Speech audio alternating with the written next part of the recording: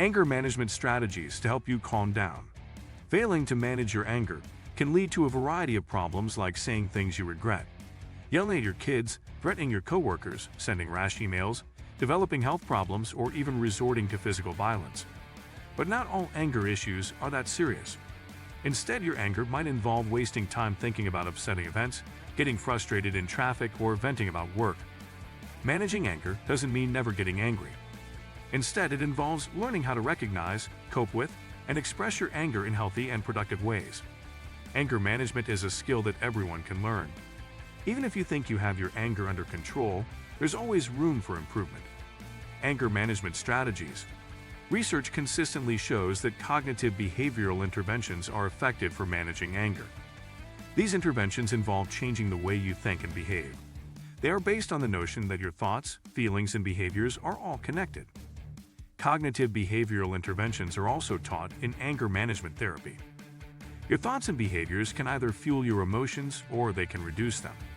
So if you want to shift your emotional state away from anger, you can change what you're thinking and what you're doing to. Without fuel, the fire inside you will begin to dwindle and you'll feel calmer.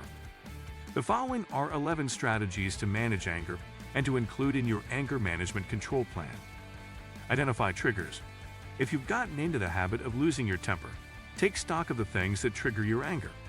Long lines, traffic jams, snarky comments, or excessive tiredness are just a few things that might shorten your fuse. While you shouldn't blame people or external circumstances for your inability to keep your cool, understanding the things that trigger your anger can help you plan accordingly. You might decide to structure your day differently to help you manage your stress better. Or you might practice some anger management techniques before you encounter circumstances that you usually find distressing. Doing these things can help you lengthen your fuse, meaning that a single frustrating episode won't set you off. Consider whether your anger is helpful or unhelpful. Before you spring into action to calm yourself down, ask yourself if your anger is a friend or an enemy.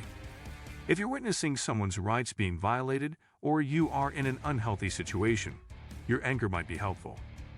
In these cases, you might proceed by changing the situation rather than changing your emotional state.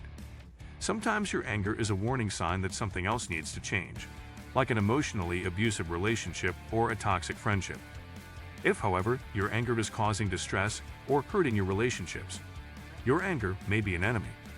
Other signs of this type of anger include feeling out of control and regretting your words or actions later. In these situations, it makes sense to work on tackling your emotions and calming yourself down. Recognize your warning signs. If you're like some people, you may feel like your anger hits you in an instant.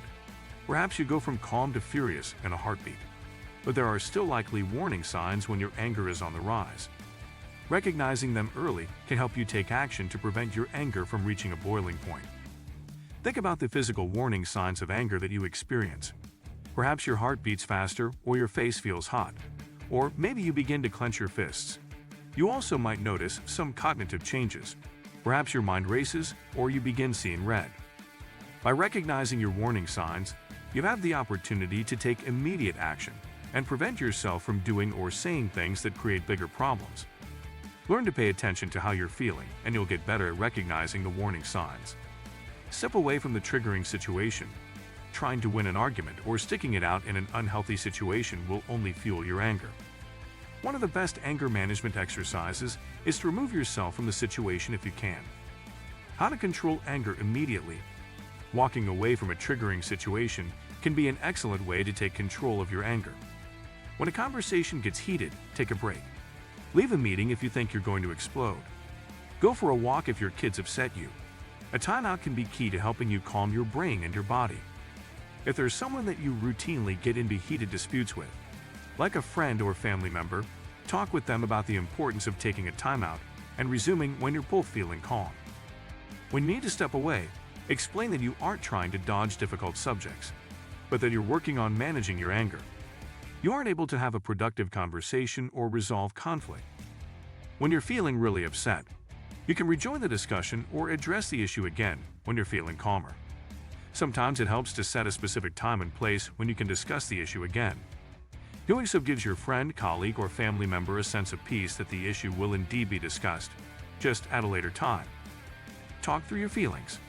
If there's someone who has a calming effect on you, talking through an issue or expressing your feelings to that person may be helpful. It's important to note, however, that venting can backfire.